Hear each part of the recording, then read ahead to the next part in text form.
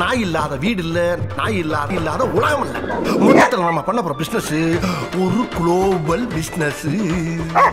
Hi everyone, welcome to Ombre Walk Story. Semoga kalian sehat selalu dan diberikan rezeki yang berkah ya.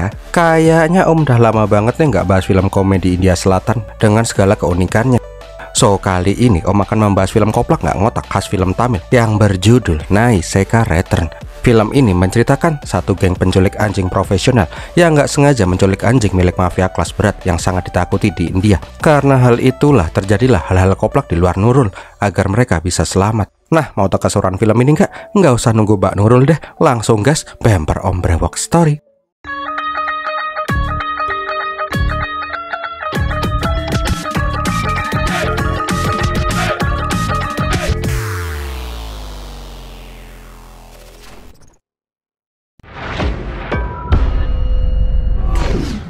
Awal kisah di saat zaman TV masih hitam putih, diperlihatkan sebiji keluarga yang datang ke kuil. Rajan datang dengan emak dan istrinya karena udah nikah 10 tahun tapi mereka belum dikasih momongan. Pendeta di sana bilang kalau mau cepat dapat momongan, coba berdoa sama dewa yang lebih getol, sama tanam-tanam ubinya juga diseringin bos. Namun tak lama kemudian di kuil turun hujan deras dan ada satu pendeta musafir yang kayaknya kelaparan dan kedinginan. Melihat itu, Rajan pun menawarkan makanannya untuk tuh pendeta. Setelah pendeta itu kenyang, pendeta janggut putih memberikan seekor waung kecil kepada si Rajan. Lah bos, aneh butuhnya anak, bukan anjing kayak gini. Namun pendeta bilang kalau anjing ini adalah anjing sakti mandraguna. Dia itu guguk super duper sakti. Kalau ada keluarga yang menampung dirinya, maka niscaya tuh orang akan makmur loh jinawi alias pesugihan waung. Oh, Om baru denger nih pesugihan jalur satwa kayak gini ya. Singkat cerita, Rajan pun membawa pulang tuh guguk dan dikasih nama Jackie. Tapi baru juga sampai di rumah, Rajan langsung dipanggil sama bosnya. Sedangkan di dalam rumah, istrinya si Rajan langsung pengen hoe. Kerennya, mak mertuanya langsung bisa tahu kalau dia tuh hamil cuma dengan demek-demek tangannya. Wow, keren sekali. USG aja kalah kayaknya nih. Tapi nggak cuma itu coy, Rajan juga tiba-tiba dikasih modal sama bosnya untuk membuka usaha secara cuma-cuma. Dan mulai saat itu, Rajan yang kere parah berubah menjadi orang yang paling kaya di kota. 9 bulan kemudian, diperlihatkan anak Rajan lahir dengan selamat. Oh, kembar, kambing, anjing ternyata. Dan filmnya pun dimulai. Beberapa tahun kemudian diperlihatkan kota Chennai. Nah, di salah satu mobil kombi ada mas-mas yang badannya kayak truk fuso lagi goyang-goyang.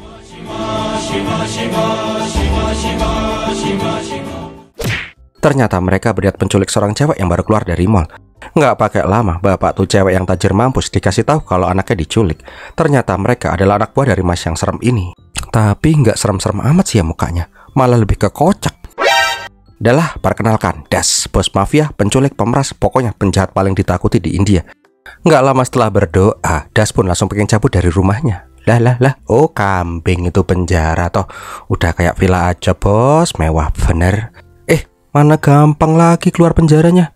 Nggak cuman itu, para penjahat dan polisi di sana pun pada segan sama Das ini. Yang kampretnya lagi, Das juga minta uang tebusan di sebelah persis polisi yang mengawal dirinya. Intinya sih, Das pengen uang 100 juta rupiah dan dibawa ke pengadilan sekarang juga. Ternyata si Das itu sedang menuju pengadilan. Dia menghadiri sidangnya tentang kejahatan penculikan yang dia lakukan. Namun ngeheknya, pas di saat sidang itu, Das masih aja sempat-sempatnya meminta korbannya menaruh uang tebusan itu di mobil hitam miliknya. Penjahat next level ini mah. Singkat cerita, Das pun meminta anak buahnya mengamankan uang itu, sedangkan dia mau kembali ke hotelnya dulu. Penjara maksud Om. Di saat yang bersamaan, diperlihatkan sebuah kuil gitu. Nah, di rumah pendeta itu ada mas-mas yang bilang kalau ada orang penting akan datang. Dan wow, datanglah tokoh utama kita. Saking kerennya tuh orang, tuh sepatu keluar apinya coy. Film India emang nggak ngotak ya. Yakin ini tokoh utamanya kok tuwir sekali ya. Ngeheknya, mereka itu mengaku sebagai staf khusus divisi perlindungan anjing India. Dengan gaya sok yes, tuh Pak D rambut putih tapi kubisnya masih aja hitam bilang mereka itu menerima aduan kalau anjing di sini diperlakukan dengan buruk. Nah, tuh lihat, belum tuh guguk udah beser ngompol. Ketakutan dia mah. Singkat ceritanya, tuh guguk pun langsung dibungkus dan akan dikembalikan setelah pemeriksaan di kantor, katanya. Tapi nggak lama kemudian, pendeta dan keluarganya sadar kalau anjing mereka itu diculik coy.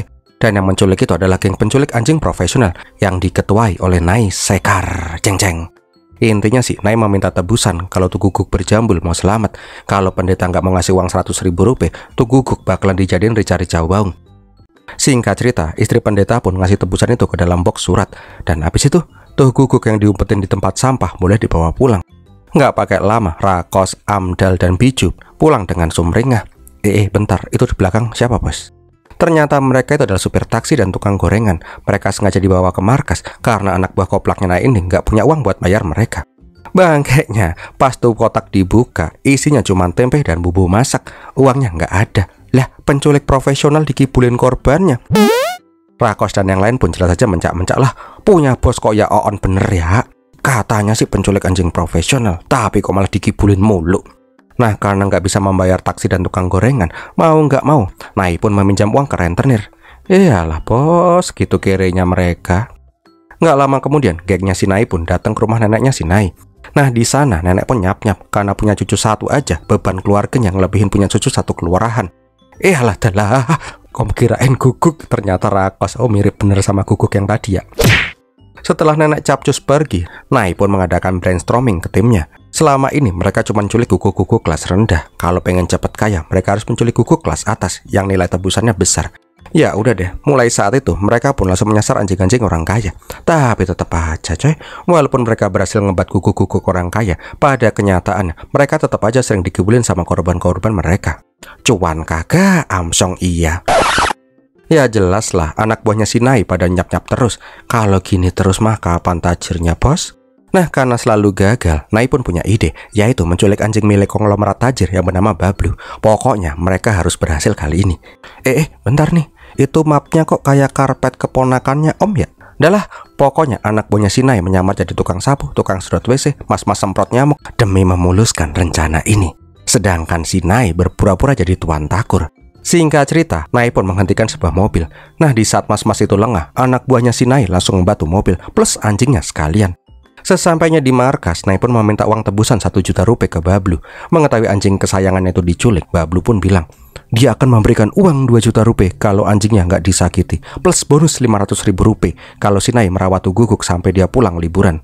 Tapi tuh guguk priayi, dia hanya bisa bobok di kamar yang bernuansa pink. Kamarnya harus ber-AC, terus tidurnya juga harus di kasur yang empuk, makanannya juga harus steak yang berkualitas. Mendengar itu, Nai pun malah jiper sendiri. Bos, guguk mau ngalahin kemewahan duniawi, cok. Nggak jadi nyulik. Belum udah bikin susah. Namun Rakos bilang, ini adalah kesempatan emas, bos. Kapan lagi kita bisa mendapat uang jutaan rupiah, ya kan? Nah, karena nggak punya modal buat jagain tuh guguk, Nai dan anak buahnya menggadaikan mobil yang mereka embat sebelumnya dan dapat uang 200 ribu rupiah. Nah, habis itu, tuh semua uang langsung buat ngecat markas pakai warna pink, beli AC yang gede, beli kasur yang empuk plus kerodongnya. Pokoknya tuh guguk hedon bener dah. 3 hari kemudian, Bablu yang baru pulang jalan-jalan langsung datang ke markasnya si Nai. Karena nggak mau repot-repot, Bablu pun bilang dia berniat ngasih uang 3 juta rupiah asal guguknya dianterin pulang sekalian. Tapi sebelum itu, Bablu pengen lihat guguknya. Mana anjingku? Itu. Mana? Itu anjingnya sopo leh? Koplaknya, di saat itu bininya si Bablu menelpon kalau guguknya lagi nyantai di rumah. Lah, jo iki guguknya sopo ya? Oh alah, salah nyulek guguk coy. Ketika si Bablu mau cabut pulang, Nai pun memohon, bos tolonglah bos, aneh udah ngabisin uang buat manjain ini guguk. Anggap aja ini guguk-gugukmu ya. Please ya bos ya, tolong bos. Karena iba dengan rengekannya si Naik, Bablu pun gak tega. Dia pun memberikan uang 10 rupiah. Nih buat beli martabak biar kalian gak sedih. Lah edan. Di saat yang bersamaan, diperlihatkan bila si Das bebas dari penjara. Dia bebas karena kemarin dia menculik anak dari hakim. Wow, sekali emang ini orangnya. Singkat cerita, Das pun sampai di rumah yang isinya preman-preman semua. Nah, di sana dia memanggil-manggil Angelina. Angelina. Tapi pas dia memanggil nama cewek yang kayaknya cantik itu, semua anak buahnya pun jadi pada bleret. Kumar bilang, gini bos, Angelina diculik. Lah, piye ceritanya raja penculik malah keculikan coy? Bentar nih, perasaan om kayaknya nggak enak nih. Nah kan bener, Angelina tuh guguk kesayangannya si Das.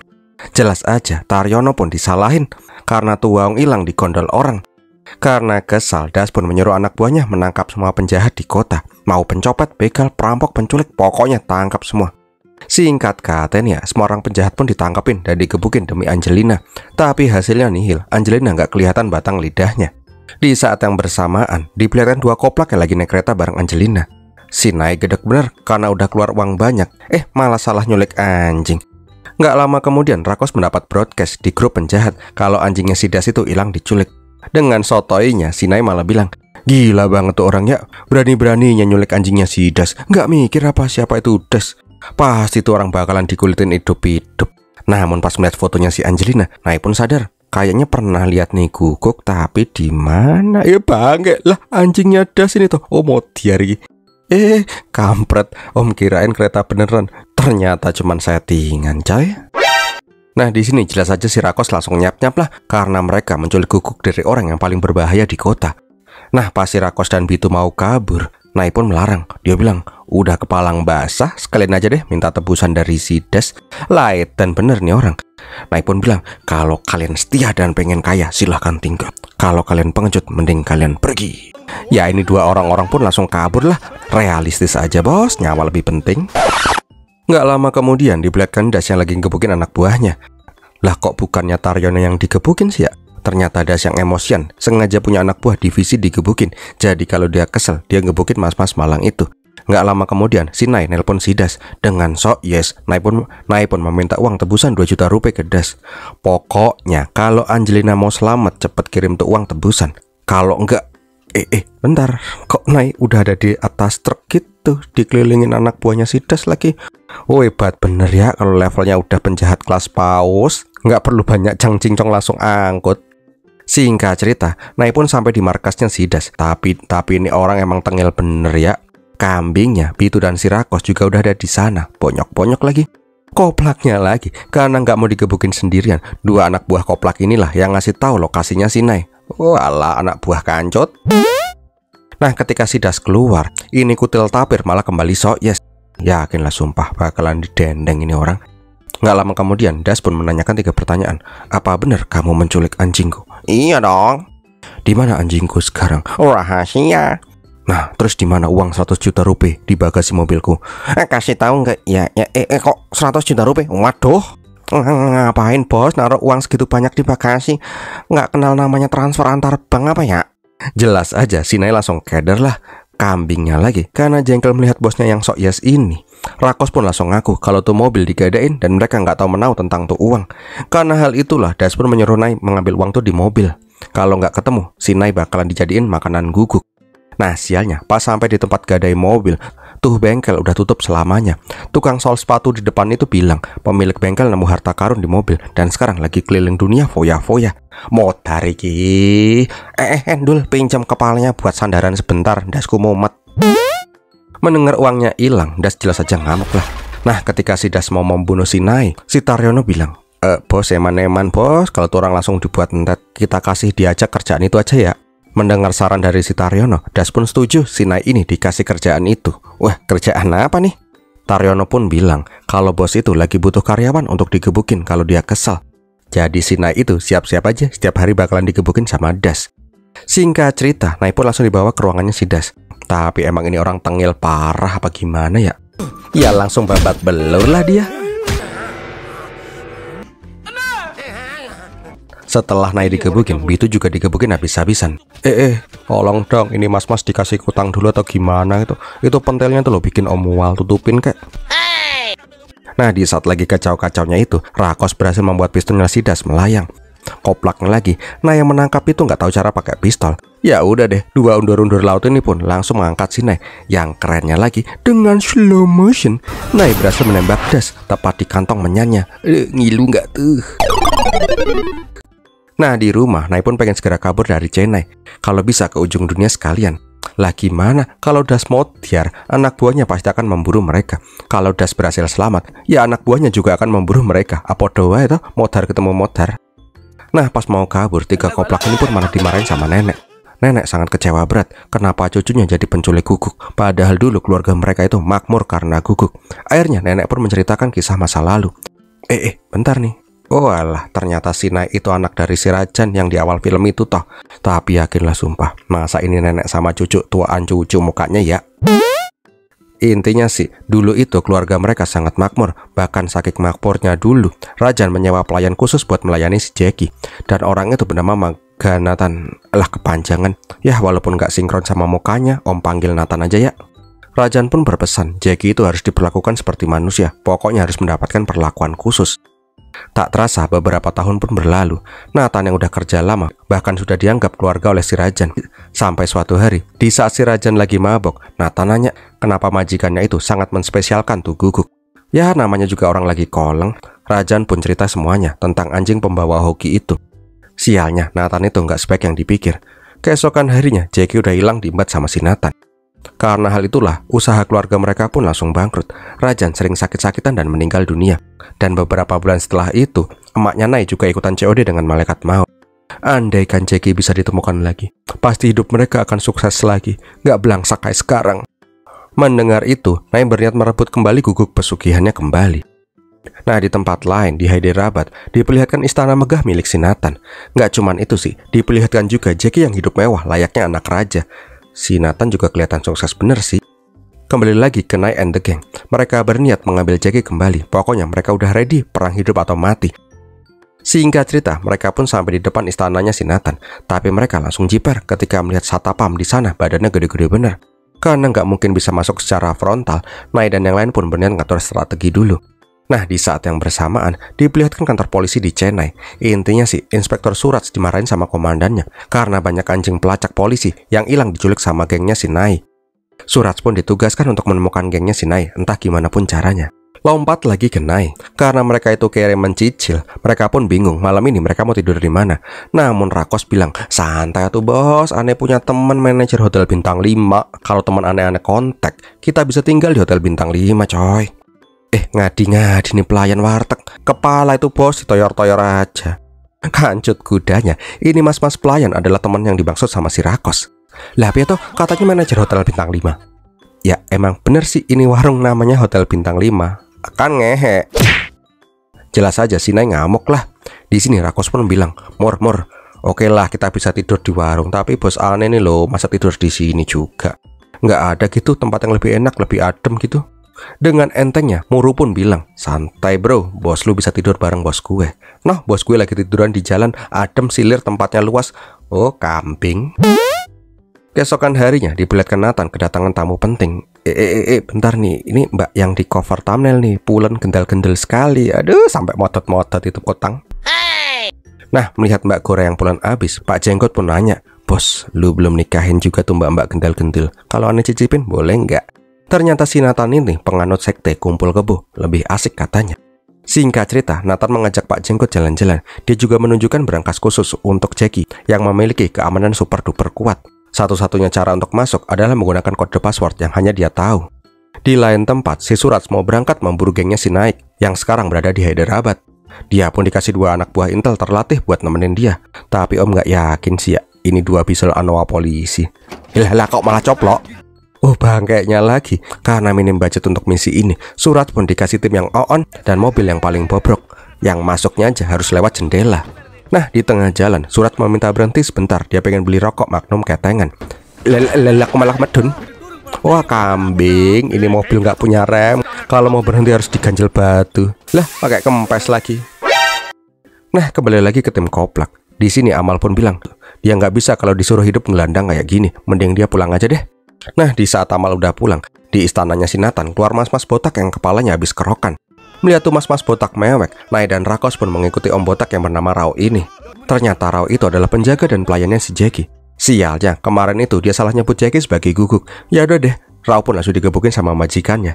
Lihat nih, kepala aneh sampai bergaris-garis. Kambing, perih dodol, malah disiram congyang. Karena mabuk dicekokin sama si Nai, Rao pun malah misoh-misoh. Dasar majikan bapok, udah bau daki, bego, kentutnya bau jamban. Suatu hari bakalan aneh jadiin tempe mendoan loh. Rao juga bilang kalau adiknya si Nathan akan dinikahkan sama orang buta. Jadi si Nathan yang percaya benar sama tahayul ingin adiknya nikah sama orang buta, biar dia bisa jadi lebih kaya lagi. Dan besok itu akan diadakan audisi untuk orang-orang buta di istana. Mendengar itu, Nai pun punya rencana. Keesokan harinya diperlihatkan mbak-mbak pulan satu lagi yang bernama Baby. Wah, kendal-kendal ini mah. Ternyata Baby ini adalah adiknya si Nathan. Kok nggak mirip? Lah, ngapain Bambang ikutan audisi orang buta? Ternyata si Nai ingin menyamar jadi orang buta agar bisa ngembat si Jackie. Udah lanjut. Aslinya sih si Baby ini ogah dikawinin sama orang buta. Tapi karena perintah kakaknya, mau gimana lagi? Koplaknya lagi, Nay yang pura-pura buta itu malah menghasut peserta yang lain buat berantem. Dan akhirnya hanya dia sendirilah yang masih tersisa di audisi itu. Mbak, kok langsung buka anduk? Nah, baby yang cantik tapi lengannya gede kayak gebuk maling ini pun bilang, mending si Nay segera pergi, karena dia nggak mau nikah sama Nay yang mukanya boros kayak ninja RR. Tapi Nay bilang, dia nggak mau pergi.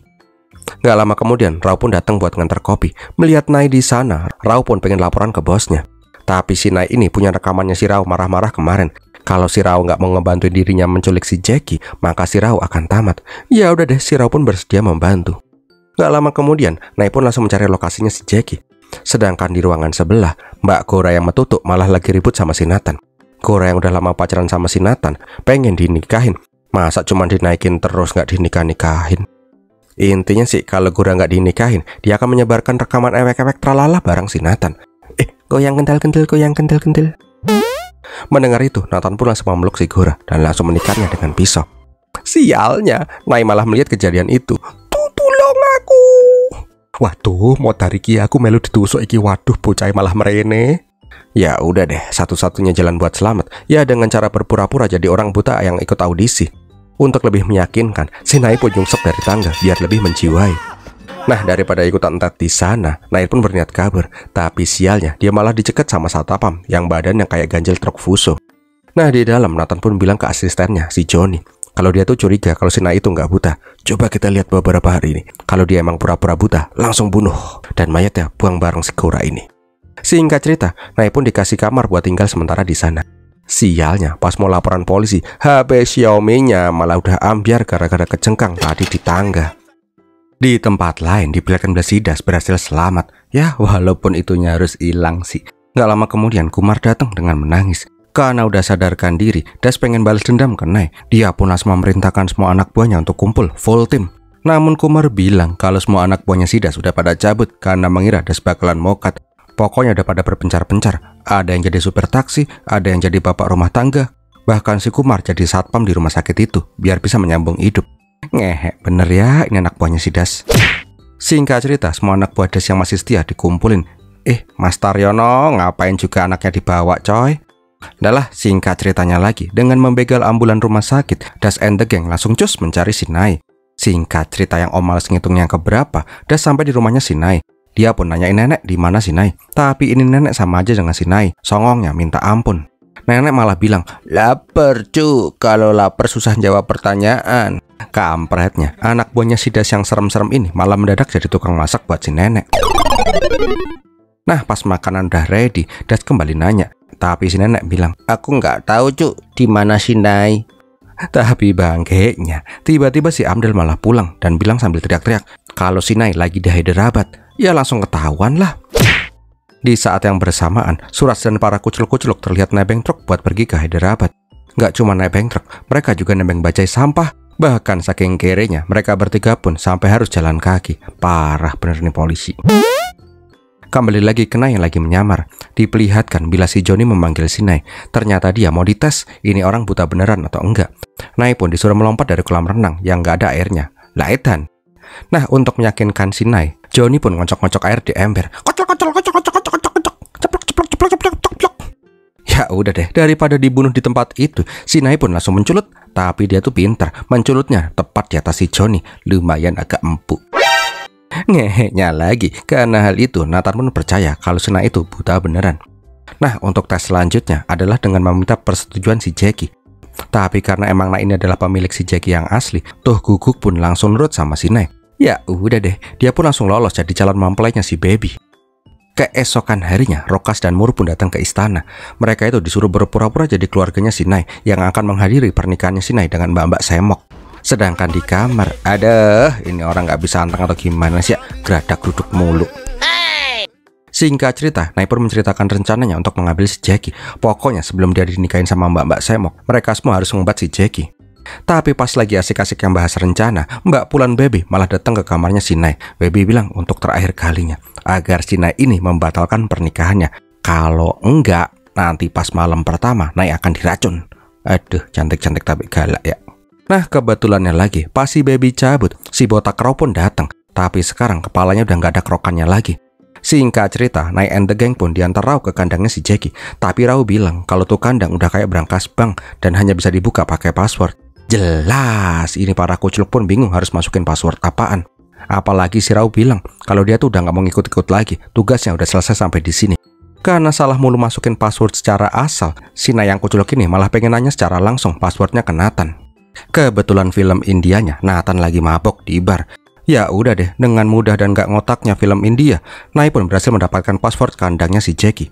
Nah, di dalam kandang, Jackie pun langsung nurut sama saudara kembarnya. Namun sialnya, pas mau kabur, mereka malah kegep sama si Nathan. Melihat itu, Nathan pun langsung memanggil semua pengawalnya dan langsung nyuruh gebukin Muru dan Rakos.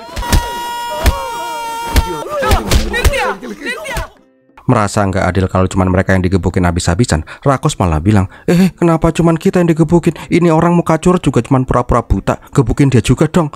Wah, anak buah bangke. Ya udah deh, Nathan pun pengen membunuh mereka bertiga. Karena udah di tepi ajal, Nay pun bilang dia itu bukan ingin mencuri anjing, melainkan dia cuma pengen mengambil anjingnya. Nay pun menjelaskan siapa dia yang sebenarnya. Mengetahui bila si Nay adalah anaknya si Rajan, Nathan pun malah jadi lebih semangat untuk membunuh si Nay. Namun tenang, namanya juga film India. Di saat lagi tegang-tegangnya itu, Dustin anak buahnya malah datang ke sana. Ya udah deh, sekarang dua penjahat ini pun saling adu mekanik. Tapi bukan saling menyerang sih, mereka malah saling adu tebak-tebakan. 2 dikali 4, 8, berapa ayo? Ikan apa yang terbang? Lele lawar. Adalah garing. Di saat udah pada krik-krik karena tebak-tebakan receh mereka malah pada rebutan siapa yang akan membunuh si Nay. Kalau kalian pada rebutan gitu, aneh pergi dulu ya. Waduh, pistolnya keluar lagi. Melihat pistol itu, si Das pun jadi trauma. Mau kemana bos? Udah sini aja. Namun di saat sudah genting, Jackie langsung menyerang si Nathan. Dan kayak sebelumnya, tuh pistol pun langsung jatuh ke tangannya si Nay. Dan kayak sebelumnya juga lagi, dengan slow motion, dua kucluk ini mengangkat si Nay dan menembaknya dengan slow motion. Aduh, kena tuh kantong menyanyi lagi. Halo bos, welcome to persatuan cowok-cowok serem tapi nggak punya burung. Namun sialnya, para anak buahnya si Das dan si Nathan langsung ingin gebukin si Nay.